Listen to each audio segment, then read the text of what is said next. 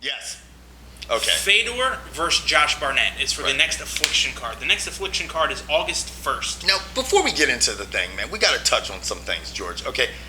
How do we feel about Fedor? Because I think you know how I feel about Fedor. I personally feel Fedor right now is pound for pound the baddest man on the face of the planet. Because we talked last week, what does it take to be pound for pound? You have to fight in multiple weight classes. How about you fight in a weight class where there is no weight limit? Right, and he did that in Pride. And he's done it. Right. And he continues to do it. But, I mean... But the thing is this is where we definitely know he's the best. He has just ruled the heavyweight division the last 6 years. He's the best heavyweight out there. But what all these guys, like this guy Hole 27, that's WHOLE 27, who sent us a personal note while he was eating a fucking Fedor fucking testicle sandwich. When Caps Lock was on, and then we got a big fuck you at the end. Wow. I mean, it's not that we're disregarding, we don't think anything. We were just saying that Lesnar, because we were two people that doubted Lesnar, he looks good. Fedor has not been beat, but no one is unbeatable. You know, exactly. And that's what we're trying to stress. And let's be honest, Fedor fans, you know he was on the ropes in that last fight. Oh, he was. If Orlovsky doesn't try some flying knee, which I don't think he's ever done before, he might have won. And you know, and then the comparisons. Well, Lesnar didn't fight. You know, this Choi Hung Man. Come on, man. He's rocking. I mean, that's not a big athletic guy. No, he's a sideshow. He's a freak show. And first of all, people go, "Oh, he's fucking huge." Let me tell you something. That guy is 330 pounds, 7'2". He's the size of Shaquille O'Neal. Okay. People wouldn't think of him. People think of him always being so much bigger than Shaq. He's the size of fucking Shaq, except that nigga's head is just fucking big, so it fucks everything up and it distorts shit. So everybody thinks he's a fucking Jolly Green Giant because of his head. Has nothing to do with it. He's the size of Shaq. And let's face it, Shaq is way more athletic than this cat. And went 3 rounds with Bob Sapp. Come on, man.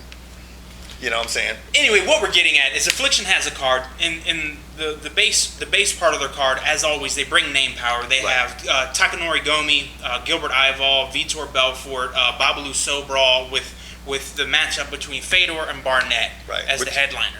Now, let me tell you something. This is a good fight. Now, I'll tell you what. Fedor is the man. If Fedor goes through Barnett, that will be very impressive to me. I think Josh Barnett poses a good fight for Fedor.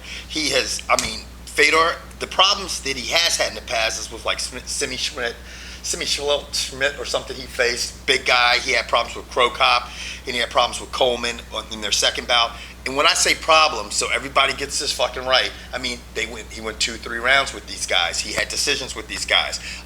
Barnett, was the youngest UFC champion. He's a big guy. He's about 260 pounds. He's got good hands. He's a catch wrestler. He's also whipped Fedor's little brother's ass. Yes.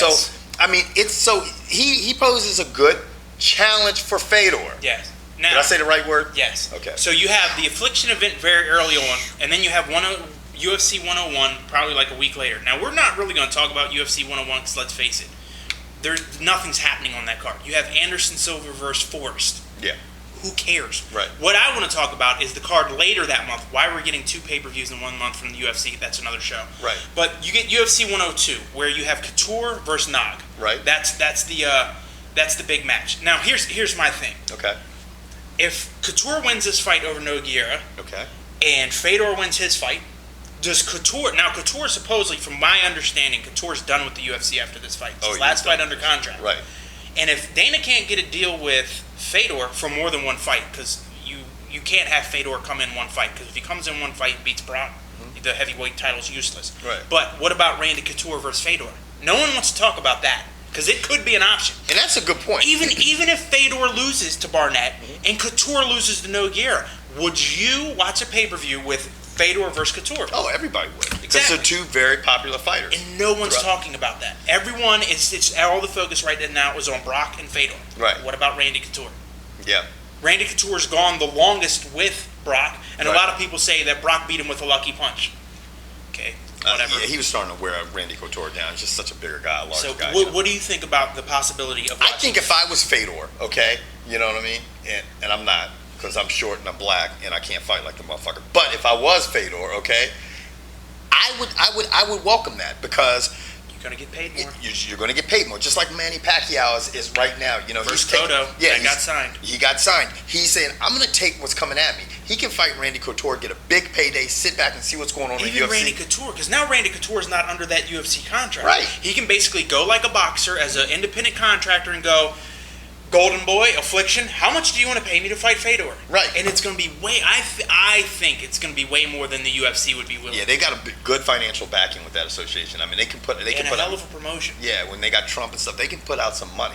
You know, so I mean, I agree with you. There's a lot of things coming down the MMA pipeline. Yes, without a doubt. There's a big chance for a lot of big things to happen. Yeah. Now, moving on to fighting.